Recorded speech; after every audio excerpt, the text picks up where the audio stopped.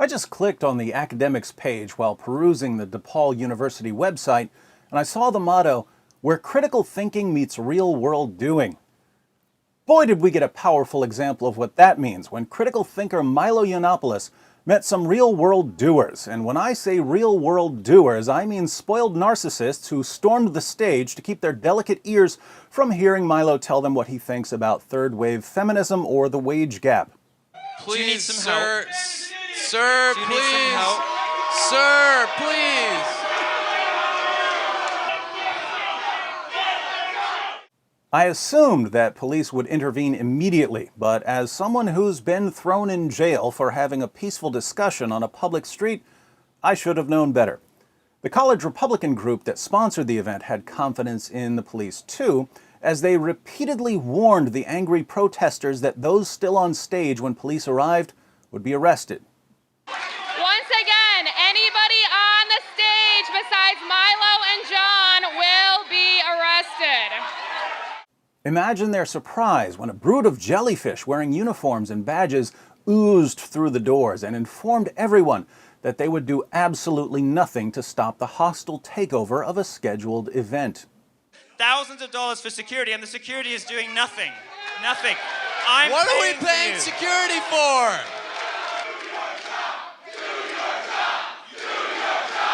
Do your job. What's amazing here is that the protesters themselves thought that police were going to protect the speakers. You can tell because once they stormed the stage, they had nothing to say. One of them, a student named Kayla Johnson, even strong-armed a microphone.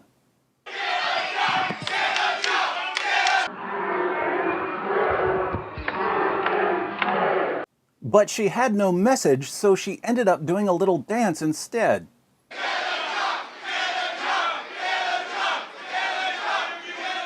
Edward Ward, a minister who had the mic most of the time, would occasionally break the awkward silence with a few rambling taunts, but generally, he blew a whistle.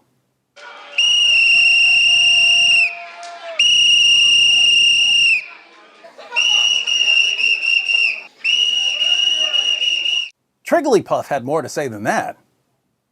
So, in all their preparation and planning for this takeover, it never crossed their minds that police were simply going to stand by and let them do whatever they wanted. If they had known that, they presumably would have tried putting together some sort of coherent message so that the rest of us could finally understand whether there are any actual thoughts associated with all the moaning and wailing. And for the record, I'm someone who is genuinely interested in what they might have to say. I agree with them that there are social injustices in the world and that we need to deal with these social injustices. I just can't for the life of me understand what these self-proclaimed social justice warriors are doing to make any situation better anywhere, and I've been wondering for a long time if the elevator goes all the way up to the top floor.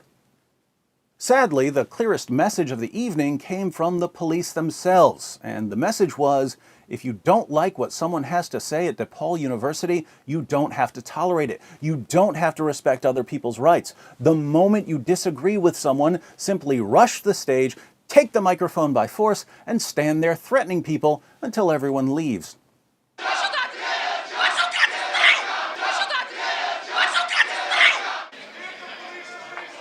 Threatening to hit me. We've had our first threat of violence now, so that's great. Since the message is now official, DePaul University needs to take down this nonsense about critical thinking meeting real-world doing. The new motto should be DePaul University, where critical thinkers are silenced by brainwashed lib drones while spineless do-nothings with badges openly encourage the breakdown of Western civilization. Doesn't have the same ring to it, but at least it's honest. Now, I could comment on the video for hours, but I'm sure other people are going to do that. I'd like to spend just a few moments discussing what can be done about the wave of event hijackers. We know for a fact that police will not protect controversial speakers like Milo Yiannopoulos on certain college campuses. Universities and police are giving in to the tantrums of protesters like a mother gives in to the tantrum of a toddler rolling around on the floor in a Walmart checkout lane demanding a pack of M&Ms. This means, of course, that Milo and the groups that sponsor his events need some way of maintaining order for themselves, because universities and police aren't going to do it. Milo has tried to do this before. For instance, I once saw him warning protesters that he would donate money to Donald Trump every time they interrupted him.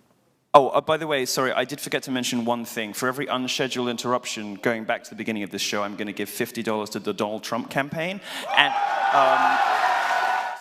I thought that would work, but apparently the Feel the Burn crowd has so little self-control they can't stop screaming, even if their screams fuel the presidential campaign of Donald Trump the same way the screams of children fuel the city of Monstropolis in Monsters, Inc. So Milo needs to try something even more drastic than sending money to Donald Trump. Here's my proposal. Campus social justice warriors have become experts in shouting people down. But it's really all they know how to do. They're completely one-dimensional. Now, most of the auditoriums Milo speaks in are equipped with projectors. You can't shut down visual aids, so I suggest beginning every Milo event like this. Good evening, students. We understand that some of you may be here to disrupt this event, but many of us are here to learn something tonight, and we don't want to waste our brief time together with long periods of screaming. So whenever Milo can't continue speaking because the noise makes it impossible to understand him, we're going to start a slideshow that everyone can read together while you scream. Once you calm down, we'll stop the slideshow and get back to Milo.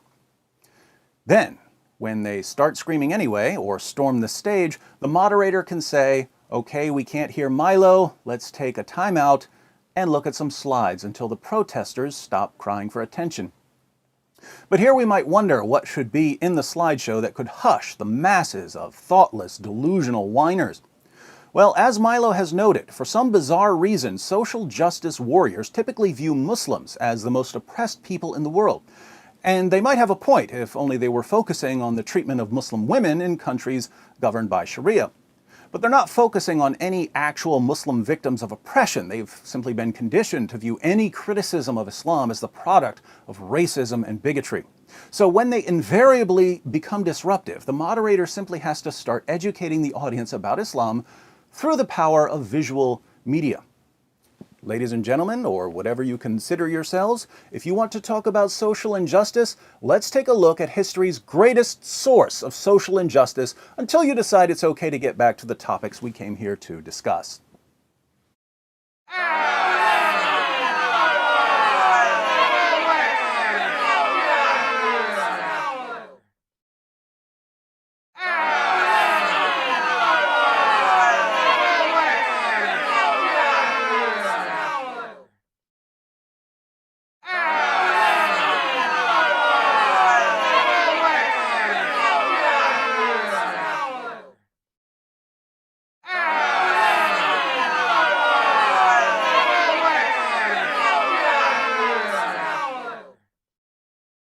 It wouldn't be difficult to put together 200 to 300 slides like this. I think the protesters will quiet down fairly quickly because they'll get very uncomfortable with so many students reading quotes like this.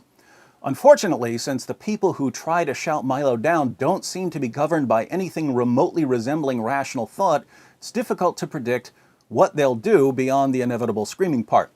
Worst case scenario, if they scream their way through the entire event, at least everyone will walk out of there much better informed about something. Those are my thoughts. Anyone else got any theories on what to do about the ever-increasing numbers of college students who seem incapable of open discussion? Let me know in the comments section.